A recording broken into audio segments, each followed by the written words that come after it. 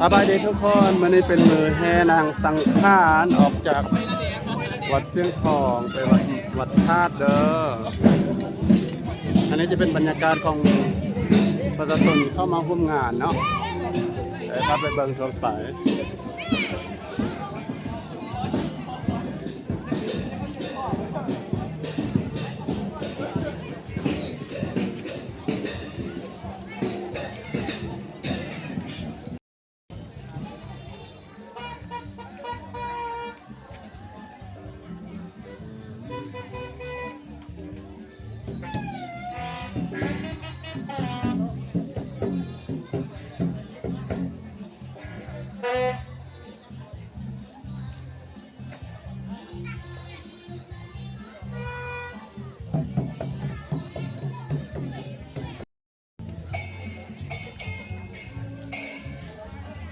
อันนี้นะเป็นไห้อาณา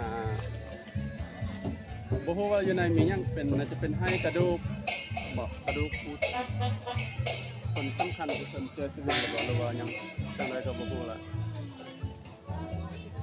บอกอยากเข้ามาแต่ว่ามีไห้หลายๆไห้จะเอาผ้าขาวมาพกไว้ในนี้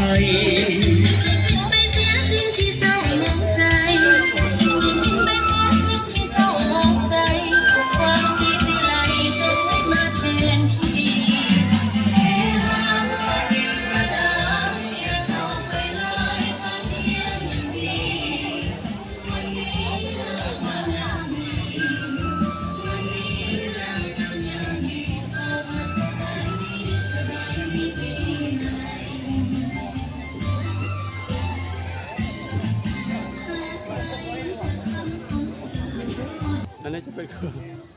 ขบวนมากมาย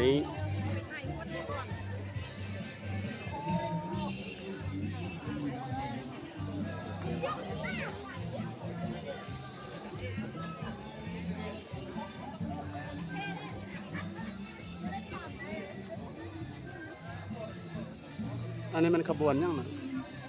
สินค้าโอดอปอ๋อโอเคขบวนสินค้าโอดอป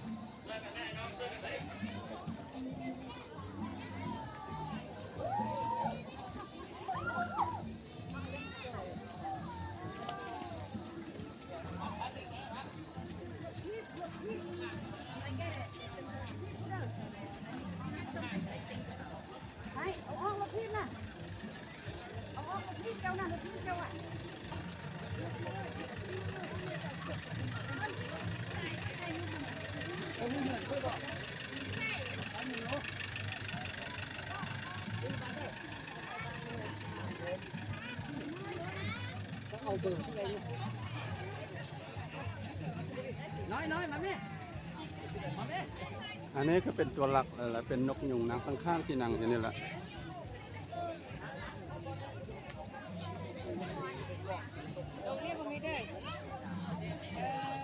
นกยุงงามนกยุงงามมากงามอลังการงานสร้าง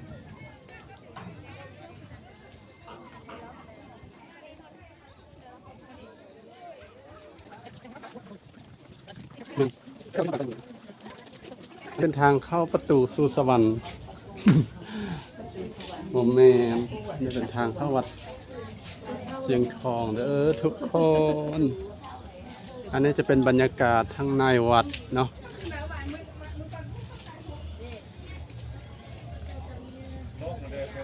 ทั้งในวัดก็ยังบอกค่อยมีคนเชื่อเพราะว่าเพิ่นกำลังเฮ็ดพิธีสวดมนต์ไหว้พระให้กับนางสังขารอยู่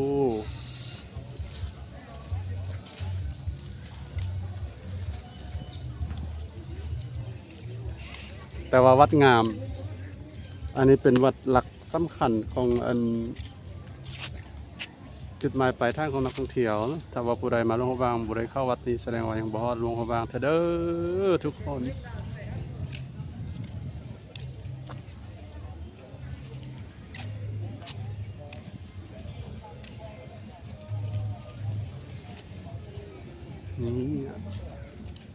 สวยงามมาก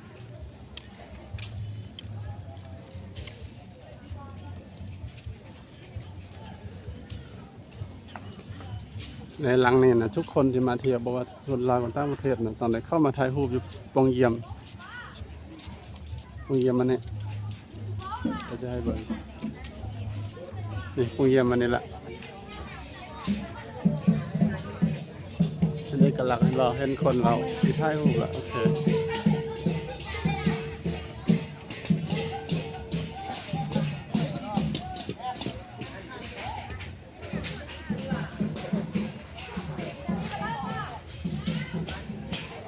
บนผนังของวัดหรือว่ากุฏิซิมต่างๆจะมีการแต้มสัตว์ต้นไม้แล้วก็ผู้คนก็คือน่าจะเป็นวิถีชีวิตของคนเราในสมัยโบราณเนาะคนก็เลยแต้มไว้ในสถานที่แบบนี้เพื่อให้ทุกคนได้เข้ามาถ่ายรูปในตัวอย่าง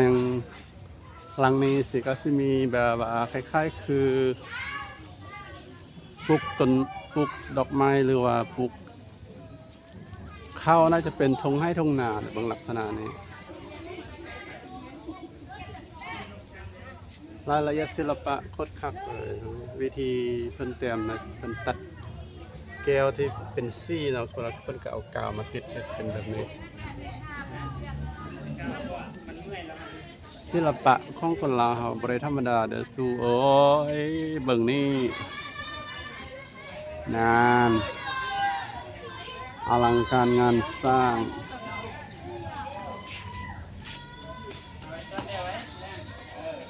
อันนั้นให้งามเอาคันห้องมาทางนี้แม่หัวมือตัวนะมาข้างนั่นแหละเอาเงี้ยมาดิ